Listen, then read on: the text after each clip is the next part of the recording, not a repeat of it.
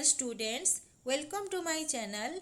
आमे अष्टम श्रेणी नास रो क्वेश्चन आलोचना करूछंती। आजिकार एही सेशन रे आमे सेट 2 रो क विभाग रे दिया जाइथिबा भाषा ओडिया रो प्रश्न गुडी को आलोचना करिबा। तो पिला माने हमरो 1 रु 5 प्रदत्त अनुच्छेदटी पढ़ और प्रश्न गुड़िकर उत्तर दियो। तो देख ये आमर गोटे अनुच्छेदटी दिखाई ताकू आम भल भाव में पढ़ा। तुम मैंने कौन कर भाया जदि अनुच्छेदटी आसे ताकू थरे पढ़ी न बुझी पारे दी तीन थर पढ़ीदब ताहले जाकि तुम मैंने भल भाव में बुझ एवं तार क्वेश्चन करने को आमर सहज हम। तो आमर अनुच्छेदटी यही भाव में रही 1942 मसीहा अगस्ट 8 तारिख रे महात्मा गांधी भारत छाड़ आंदोलन डाकरा देथिले। बॉम्बे रे भाषण देई से देशर स्वाधीनता पाई कर बा मर नीति आपणाइबा को आह्वान देथिले। आमर की नीति हम से कहिथिले कर बा मर। इंग्रेज शासन कबलरू देश को मुक्त करने पाई यह थिला अंतिम पर्याय आंदोलन। एही समय रे प्रमुख कांग्रेस नेता को गिरफ करा जाइथिबारु अरुणा आसफ अली बॉम्बेर गवालिया टैंक मैदान रे 9 अगस्ट रे पताका उड़ाइथिले। केबे 9 अगस्ट रे एही मैदान अगस्ट क्रांति मैदान भाबरे नामित। भारत को स्वाधीनता देवा को इंग्रेज माने काड़ क्षेपण नीति अवलंबन करुथिले। से माने चाहू नथिले कि भारतीय को एते शीघ्र से माने स्वाधीन करिदेबे। तो से माने डेरी करुथिले। तो यहा को विरोध करी भारत छाड़ आंदोलन पाई 1942 मसीह निष्पत्ति निया जाइथिला। सेतेबेले एही प्रसंग रे जातीय कांग्रेस रे मतभेद देखा जाइथिला। एहा सत्वे आंदोलन को विपुल जनसमर्थन मिलिथिला। ओडिशा रे रमादेवी प्रमुख यार नेतृत्व नैथिले। हमर ओडिशा रे के नैथिले यार नेतृत्व रमादेवी ना सुनिथिबा तुम माने। तो तापरे हमर देखो यार क्वेश्चन गुडा को जो देइछि ताकू आमे करिबा। गांधी को बॉम्बे भाषण देशवासी को क्यों आह्वान देइथिला। यार ऑप्शन गुड़िक रही भारत छाड़ नीति, अगस्ट क्रांति नीति, अहिंसा नीति, कर बा मर नीति। तो आम कौटा पढ़िले कौ नीति से आपण भाई को कही कर बा मर नीति। आमर आंसर कौटा आसीबा घटा आमर ठीक रही। तापरे रही पिला माने आमर बॉम्बे रो गवालिया टैंक मैदान रे 9 अगस्ट रे पताका उड़ाइबार कारण कौन थिला। तो अगस्ट क्रांति आंदोलन को मजबूत करिबा, गिरफ होइथिबा प्रमुख कांग्रेस नेता को खलास कराइबा, भारत छाड़ आंदोलन को अधिक सक्रिय करिबा, आंदोलन को अधिक जन समर्थन हासिल कराइबा। तो आमर मेन उद्देश्य कौन थिला जे प्रमुख कांग्रेस नेता को गिरफ करा जाइथिला तांको खलास करिबा पाई एटा आमर आंदोलन हेइथिला। तो आमर खटा ठीक हबो गिरफ होइथिबा प्रमुख कांग्रेस नेता को खलास कराइबा। नेक्स्ट आमे जिबा नेक्स्ट 3 नंबर क्वेश्चन को भारत छाड़ आंदोलन काहीकि आरंभ हैला। जातीय कांग्रेस रे मतभेद देखा देबारु, प्रमुख कांग्रेस नेता को गिरफ करिथिबारु, स्वाधीनता देबारे काल क्षेपण नीति अवलंबन करुथिबारु, महात्मा गांधी को आह्वान देइथिबारु। इंग्रेज माने कोन करथिले काल क्षेपण नीति अवलंबन करुथिले। तो सेइथि पाई भारत छाड़ आंदोलन आरंभ हेइथिला। पिला माने आमर 4 नंबर क्वेश्चन रही प्रमुख कांग्रेस नेता को गिरफ कर कारण कौन होई पारे। गांधी को आह्वान को सफल कराई न देबा, काल क्षेपण नीति को बजाय रखिबा, भारत छाड़ आंदोलन को विफल करिबा, विपुल जनसमर्थन को दबाई दबा। तो इंग्रेज मानकर मुख्य उद्देश्य थिला कौनसी प्रकार आंदोलन को सफल बा करी न दबा बा ताकू विफल करिबा। तो एठी हमर भारत छाड़ आंदोलन होतिला। तो एही आंदोलन को विफल करिबा पाई से माने प्रमुख कांग्रेस नेता को गिरफ करिथिले। हमर ग आंसर ठीक रही। तापरे आमे नेक्स्ट 5 नंबर क्वेश्चन को जिबा पिला माने भारत छाड़ आंदोलन संगठित होई नथिले कौन होई थांता। आमे सबुदिन पराधीन थांते इंग्रेज मानक कालक्षेपण नीति बढ़ी बढ़ी चली था। अगस्ट मासरे देश स्वाधीन होई न था। जातीय कांग्रेस रे मतभेद देखा जाई था। तो आमर कौन ही था तमे कौन भावुच आम जदि आमर भारत आंदोलन संगठित भारत छाड़ आंदोलन संगठित न होइथिले इंग्रेज माने कालक्षेपण नीति बढ़ी बढ़ी चली था। तापरे पिलामाने रहिछि प्रश्न 6 रु 10 तल निमंत्रण पत्रटी पढ़ी तल प्रश्न गुड़िकर उत्तर दियो। तो ये आमर देख गोटे इनविटेशन कार्ड बढ़िया लगुच।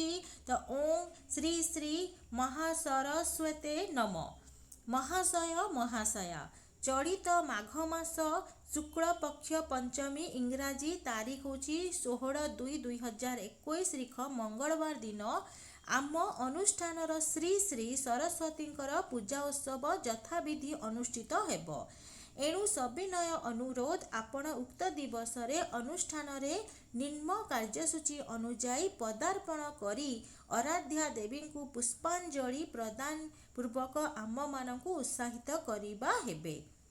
इति आपणक आगमन अपेक्षा छात्र छात्री वृंद सापगढ़िया सरकारी उच्च प्राथमिक विद्यालय व्यासनगर कार्यसूची रही आमर पूजारंभ होची दिबा 11 घटिका पुष्पांजलि मध्याह्न 12 घटिका प्रसाद सेवन अपराह्न 1 घटिका। तो पिला माने आमर सरस्वती पूजा क्यों बार रे अनुष्ठित हब देख एटा आमर कौ बार रही मंगलवार। तो आमे कौ ऑप्शन टा ठीक बोली भाविबा सोमवार मंगलवार बुधवार गुरुवार। तो आमर ख ऑप्शन मंगलवार ठीक रही। तापरे रही आमर नेक्स्ट क्वेश्चन केवल पुष्पांजलि प्रदान करने हेले आमको केते बेले सुद्धा पहुँचवाकू पड़िबो मध्याह्न 12 घटिका पूर्वाह्न 11 घटिका अपराह्न 1 घटिका अपराह्न 2 घटिका। केवल पुष्पांजलि पई आमे जदि जीवा ताहेले पुष्पांजलि केते समय रे हबो 12टा ता पूर्वरु आमे जीवा। तो आमर आंसर कौन हबो मध्याह्न 12 घटिका। तापरे नेक्स्ट क्वेश्चन देखिबा पिला माने कौन रहिछि पूजा परदिन जदि देवी विसर्जन और भसाणी हुए तेबे क्यों तारीख रे भसाणी हब 16/2/2021 18/2/2021 20/2/2021 17/2/2021।